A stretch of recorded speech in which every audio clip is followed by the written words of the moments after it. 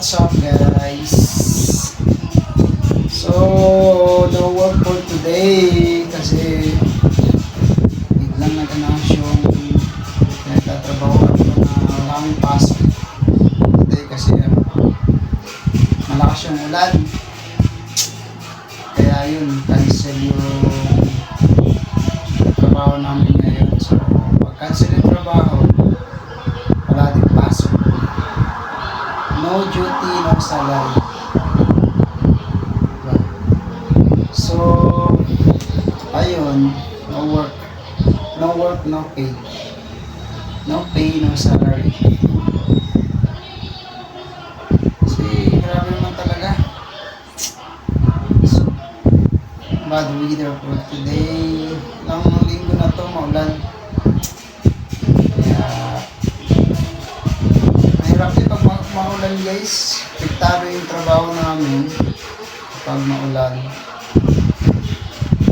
Ay, walang sahod. So, hindi rin makagala. Hindi rin makagala kasi maulan. Hello? Nagtitipid tayo pag maulan. Puro kain. Tulog kain. Nakakapagod din. Pag ganun.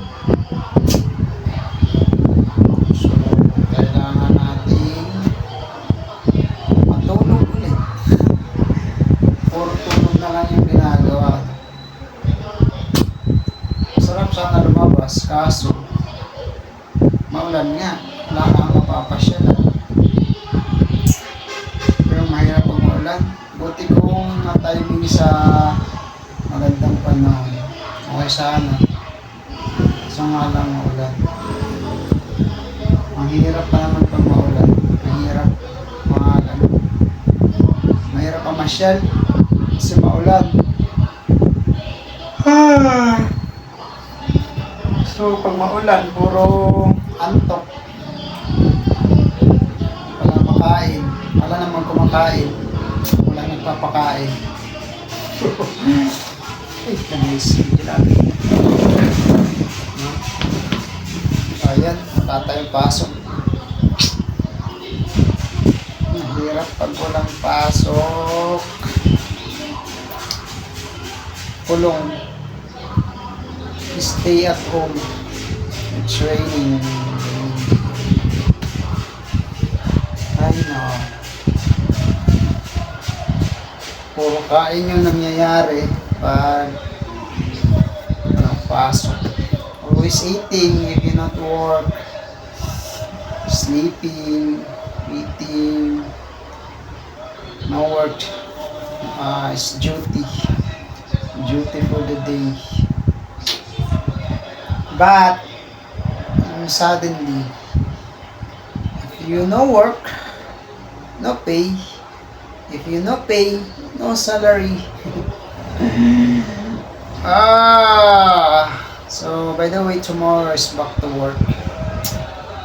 My company is announcement.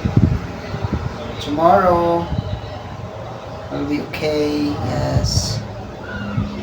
Back to work. Back to work.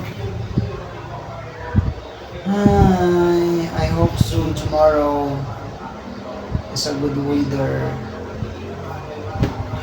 Because here in the Philippines is a bad weather, always raining daily. It's 2 weeks. 2 weeks is always raining. And I hope tomorrow is sunny day.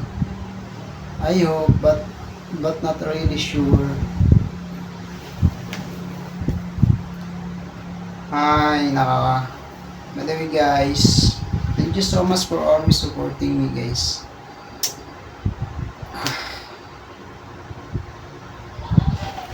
And how are you guys? Thank you, thank you. God bless all and don't forget to follow or subscribe, comment down below guys. Thank you.